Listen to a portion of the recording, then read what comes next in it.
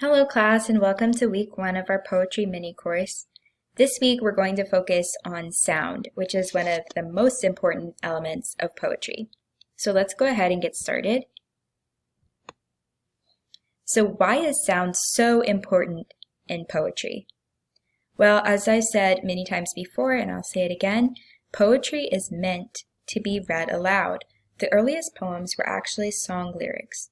So you can see how important it was that poems sounded pleasant to hear or had a distinct rhythm to them.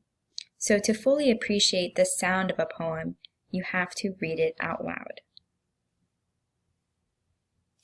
So how do poets give their poems this unique musical or rhythmic quality? To do this, poets use these tools called sound devices. And there are several different sound devices that you can use, and we're just going to explore a few of them in depth in this presentation. So examples of sound devices would be rhyme, consonance, onomatopoeia, alliteration, and assonance. And we will go ahead and take a deep dive into each of these right after this slide. All right, so first up we have rhyme. Rhymes are words that end in the same sound. So for example, in this poem, Bed in Summer by Robert Louis Stevenson, you can see that the words that are highlighted in the same color are rhymes. So night and light, way and day, sea and tree, feet and street, and so on. All of those words rhyme.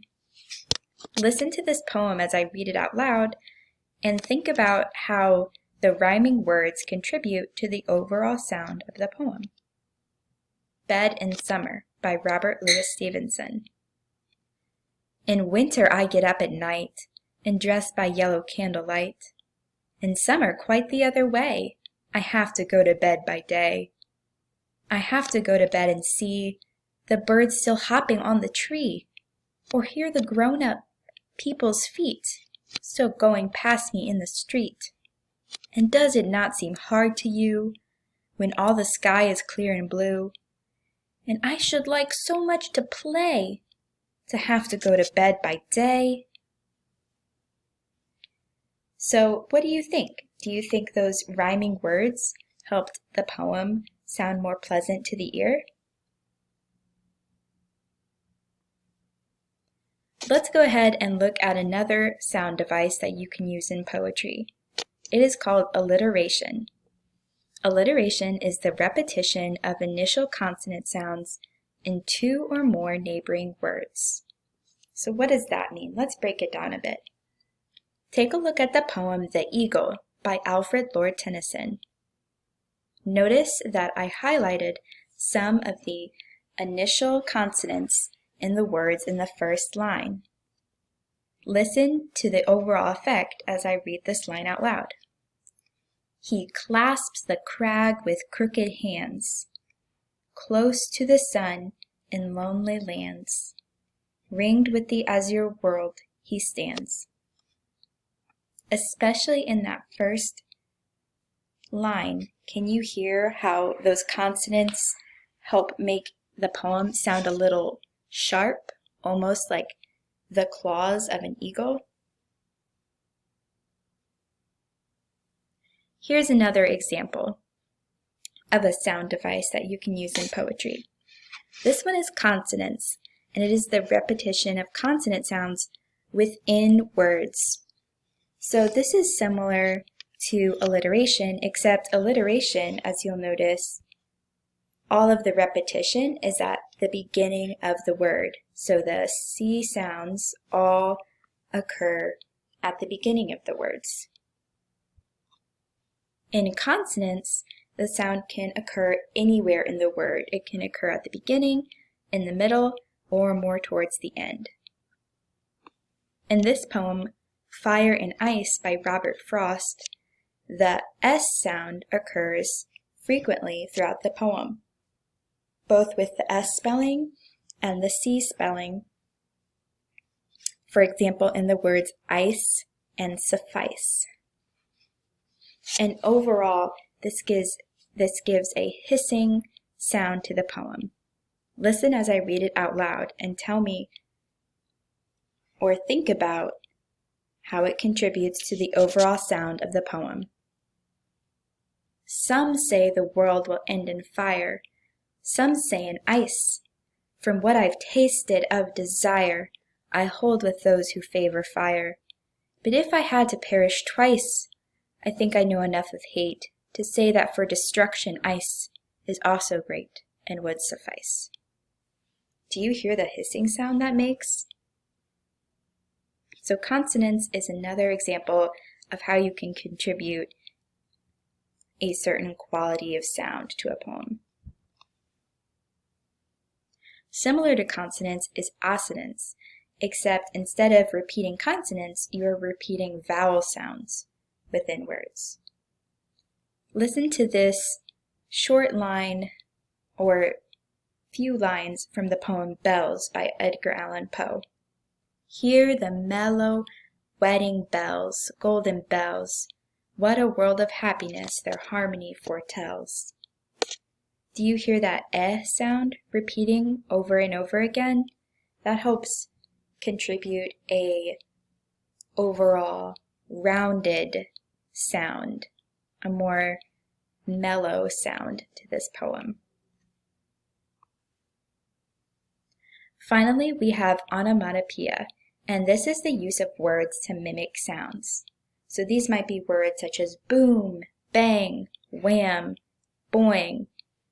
And these words sound like the things that they represent. So for example, you might say sizzle when you're talking about frying bacon. And that word sizzle almost sounds like bacon sizzling on a pan. You can use onomatopoeias to help your reader hear what you are experiencing. So now we're going to go ahead and move on to the practice activity. If you have your practice sheet available, printed out, or pulled up on the computer next to you, I would go ahead and do that right now. And if you don't, I would pause this video, go get it pulled up real quick, and come back and play this video again. So on your practice worksheet, you should have these 5 sentences, and basically what we're going to do is we're going to walk through this together and figure out which sound device is used in this particular sentence. So let's go ahead and read the first one. Pretty Princess Pamela prefers to prance and pirouette. What sound device could that be? Well, one thing I noticed right away is that the initial sound in all of these words, so pretty, princess, Pamela, prefers to prance and pirouette. So you see some repetition of initial consonant sounds in all of these words. So what sound device has the repetition of initial consonant sounds in 2 or more neighboring words? You're right, that would be alliteration. So go ahead and you want to write alliteration on your practice sheet, and then you want to explain why you arrived at that answer. Alright, so let's look at question number 2. Matt rapped with the band while the man in the tan hat clapped. Do you hear any sounds that stand out to you in this poem? What about the vowel sounds in this word? Matt rapped with the band while the man in the tan hat clapped. Something I hear in this sentence is a lot of repetition of the A vowel sounds, so a or eh. So I think that this would be an example of assonance, so the repetition of vowel sounds. Alright, moving on. Here we have the bacon popped and sizzled in the frying pan. Let's see here. Popped and sizzled. This one was a big word. Do you remember what word we used to describe words that sound like what they mean? That's right, onomatopoeia. So popped and sizzled sound like the actions that they actually are. Next we have Mike likes his new bike. Are there any sounds in this sentence that stand out to you?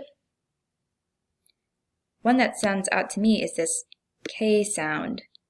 Mike likes his new bike. So what sound device involves the repetition of consonant sounds not at the beginning, but within words? Maybe in the middle or towards the end. That's right, that would be an example of consonants. Very similar to alliteration, so it's easy to get these two mixed up.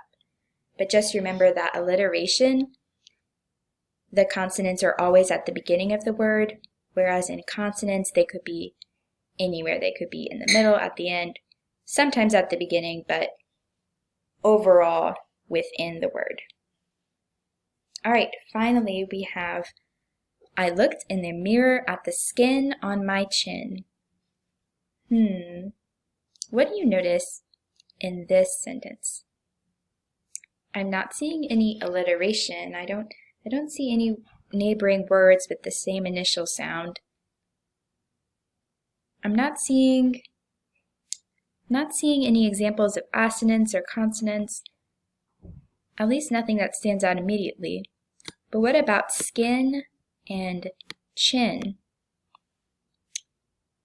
That's right. Those are rhyming words, so this would be an example of using rhyme. So go ahead and just fill out those answers on your practice sheet so that you can gain some practice identifying sound devices, and then make sure to explain your answers as well. Finally, I just want to give you a little introduction to your assignment for this week before we close out on this lesson. So we're going to engage in a poetry open mic night. So what I want you to do is we'll provide the link to a website. It is the Children's Poetry Archive, and you're just going to go onto that website and find any poem that you like, except my one instruction there would be to choose a poem that has at least one sound device.